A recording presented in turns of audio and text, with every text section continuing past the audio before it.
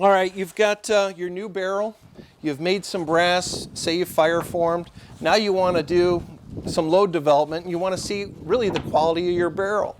And this is, an exciting time. What I would recommend, if you've got a new barrel, once you've got the barrel broken in, where you've taken your time to where you're getting the barrel clean, the lead of the barrel is now basically ironed out to where it's not tearing your bullet jacket, where you're not getting copper.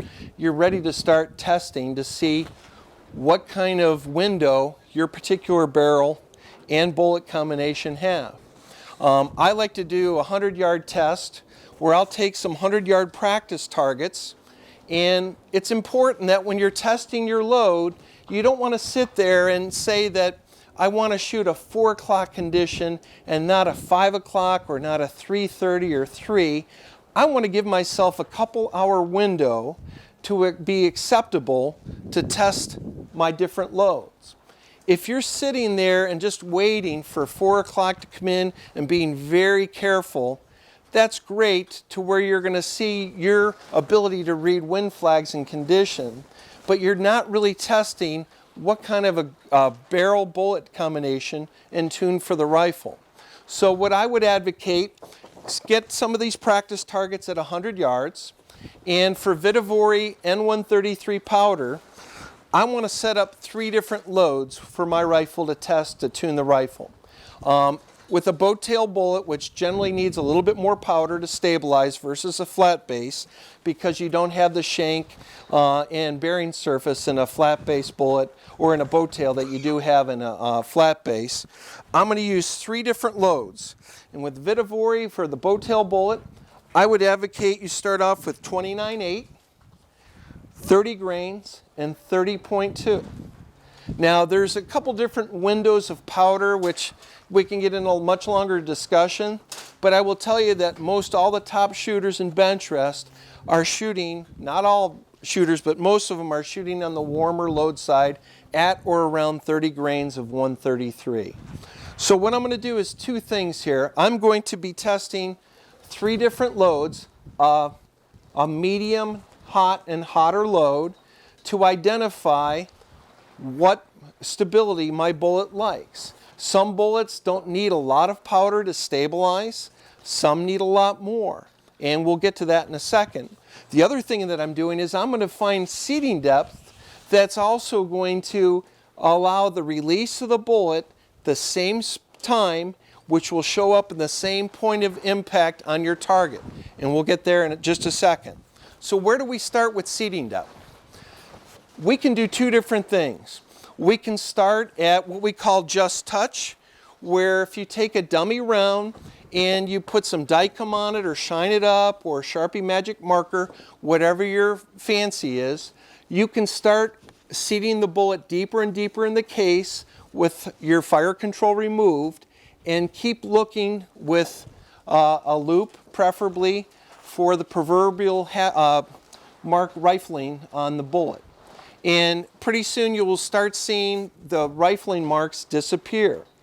You're still in the lands, but you're just not able to really see the rifling. But you want to work to where you find just touch. And that just touch point, after and you'll have to spend a little bit of time after you're moving the bullet and seating it deeper in the case, you'll find when you're opening the bolt on your dummy round that you've made up, you will eliminate the click at the top. Pretty soon that click will transition to just a smooth opening versus a hard click where your bullet is really in the lands. When you've spent a little bit of time to identify where that just touch point is, either by looking for marks on the bullet with your Sharpie marker or polished bullet, or you've taken time to do it by a feel, you'll write down that number of just touch. And from there, what you'll do is load up 3 rounds with your 29.8 load, 3 rounds on your 30 grains of powder, and 3 rounds on 30.2. Then you're going to sit at the bench and wait for a condition that's got about 2 hours of condition. I'm not trying to exactly hit the condition, but an hour and a half to 2 hours, I want to see how good this barrel is, if it is going to cut through condition. So I'm going to start at my just touch point, whatever that number might be. I'm going to shoot 3 rounds at 29.8. I'm going to notice, wow, I'm getting some vertical at 29.8. All right, let me try the same seeding depth, but now I'm moving up to 30 grains of powder. I'm increasing my charge of 133. Now my vertical load has gone to a round group. I've eliminated that, that vertical. Now let me load up 3 more rounds at that 30.2, that hot load. Well, and you'll see it. Maybe the first 2 shots will burn a hole. You've got 2 shots in a hole, and that same condition though, your 3rd shot spits out. Now, you're going to acquire, as you do this and burn a lot of bullets, a skilled eye to where you will start to identify different bullet hole diameters, even from 100 yards away. Sometimes if your load is very light and the bullet is not stabilized, it's going to make a bigger hole in the paper. As you go up in powder, you will see that bullet hole get smaller. If you go too hot of a load, you will see noticeably that bullet hole becoming very small. It'll look like a 22 bullet. And very quickly you can discern that is not the right load just based upon that shot. As you start to really advance your skill level, you'll take that a step further, and then you will start to identify your bullet holes will look darker on part of the perimeter of your bullet hole. This is showing that that bullet is going through the target with some yaw. It is not stabilized. And a lot of times if your gun's not shooting well, you'll start to notice, wow, one side of that bullet hole is darker black versus the other side. Or you may also notice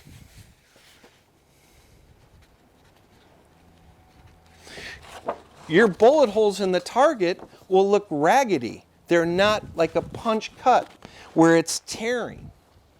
All right? This is not good. You want, ideally,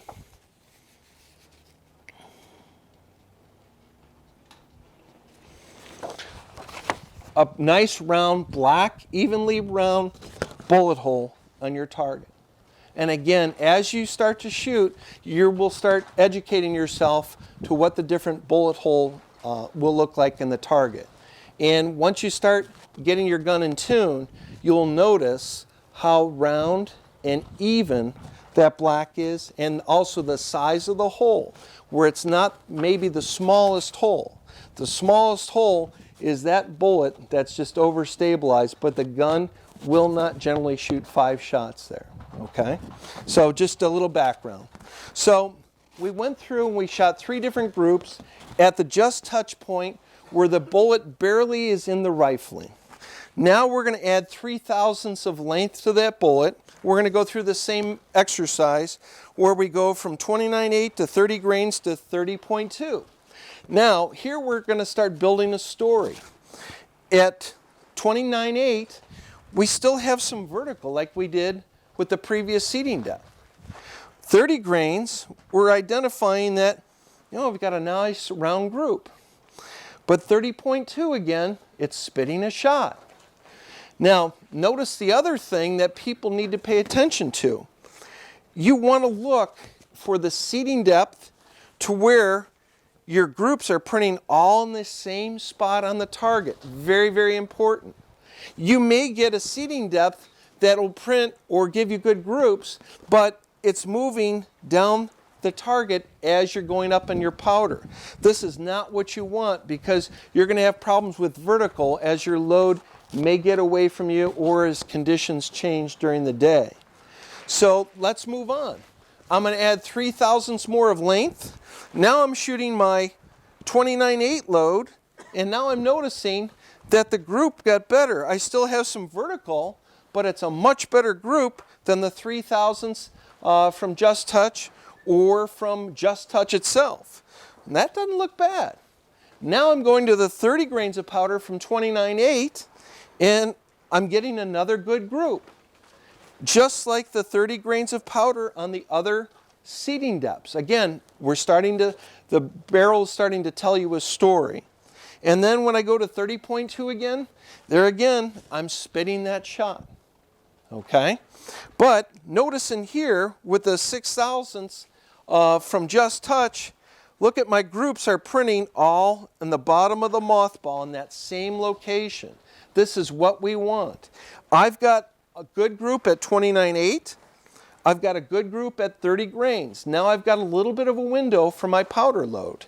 And 30.2, I'm still losing that shot, but I've got two different loads now with this seeding depth that are good. And the big thing is that they're printing in the same place.